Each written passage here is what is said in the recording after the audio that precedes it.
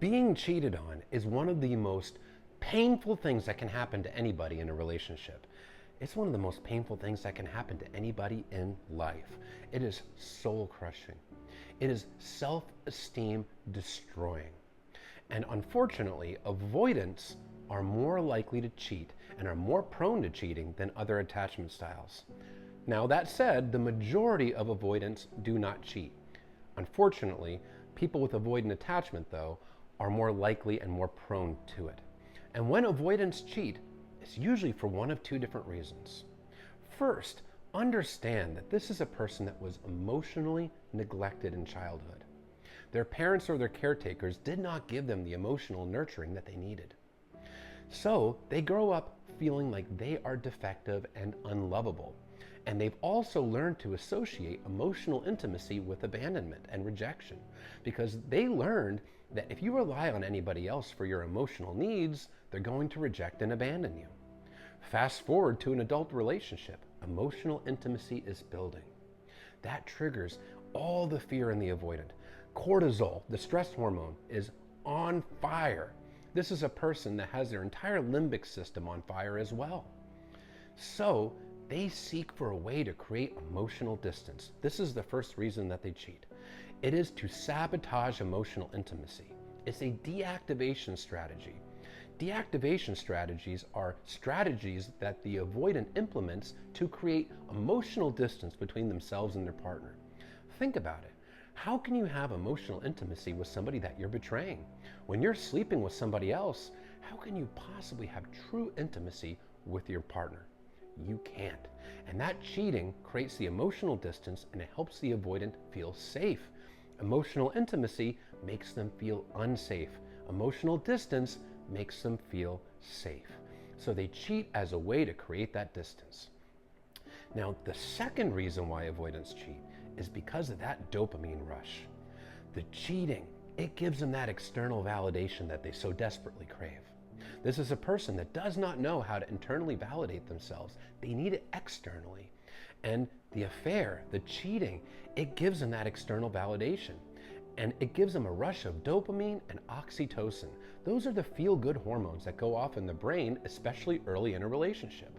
So now the avoidant is getting that rush. They're feeling better about themselves. It's masking their pain. It's helping them avoid the painful emotions that they don't want to process or face.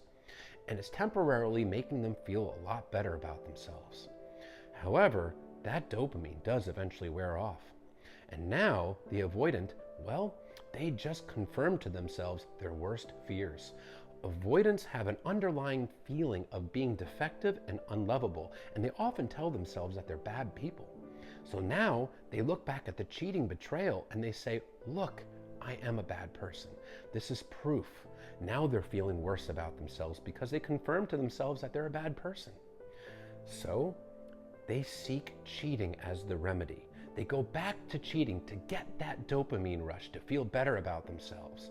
That dopamine wears off. Now they're feeling worse about themselves, and they go back to cheating. The cycle continues. The cheating hurts them, so they seek more cheating to soothe themselves. And for this reason, the vast majority of avoidantly attached people that do cheat in relationships are serial cheaters. Again, most avoidants do not cheat, but the ones that do usually cheat in every relationship that they are in, until they start to do self-reflection, take accountability, and work towards healing their childhood attachment wounds. Being cheated on is always the choice of a cheater. It is absolutely a choice. It's a cowardly choice, and it's a selfish choice. It's a callous choice. And most avoidants don't cheat. Even most severe avoidants do not cheat. So it is absolutely a choice. It is a reflection of their unhealed attachment wounds as well as their character, because the avoidant had a basket of options in front of them.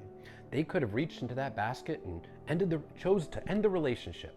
They could have communicated to their partner, but instead they reached in and they chose cheating. Being cheated on is never the fault of the person that's cheated on. It is always a responsibility of the cheater. It is always a reflection of the character and the unhealed wounds and the pain of the cheater.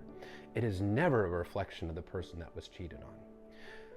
Now, when the person cheats, when the avoidant cheats, they are only thinking of themselves. They are not considering the damage that this behavior will cause to their partner, the trust issues, the PTSD, the emotional turmoil that they will cause their partner. They're not considering that. They're only thinking of themselves and whatever it is that they perceive that they want, need, or feel in the moment. It is inherently selfish and is very painful. But recognize if you've been cheated on, it's not your fault because you can't make anybody cheat. So don't blame yourself.